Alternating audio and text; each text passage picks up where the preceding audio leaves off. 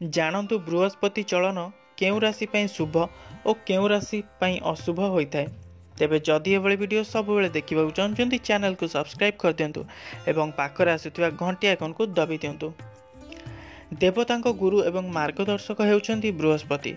9टी ग्रह मध्यरु बृहस्पति ग्रह सबुठारु शक्तिशाली। ज्योतिष शास्त्र अनुसार जो राशि रे बृहस्पति चलन हुअंती सेही व्यक्ति को अनेक शुभ फल प्राप्ति होइताय। जो लोक मानक जातक बृहस्पति चलन होई न थांती सेही व्यक्ति माने जीवन में अनेक दुख पाइबा सह शक्तिहीन मध्य होई पड़ती। बृहस्पति चलन न हेबा द्वारा मध्य लोक मानकर बुद्धि हजि जाइथाय। तेबे जानतु बृहस्पति चलन रे केउं राशि उपर की प्रभाव पड़िथाय। बृहस्पति चलन रे मेष, मिथुन, सिंह, बिच्छा और कुंभ राशि व्यक्ति मानक पई शुभ फल मिलिबो। एहा व्यतीत अन्य राशि मानक पई एहा अशुभ होइथाय।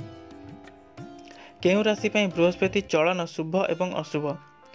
मिथुन राशि गोचर रे शुभ और चंद्र शुभ हेतु अति शुभ फल मिलिबो। मेष, सिंह, बिच्छा एवं कुंभ एही राशि मानकर चंद्र अशुभ और गोचर रे शुभ हेतु शुभ फल देबे।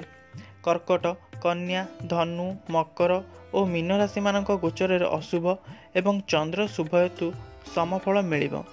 वृष और तुला राशिर गोचर रे अशुभ एवं चंद्र अशुभ कारणरू अति अशुभ फल प्रदान करिवे।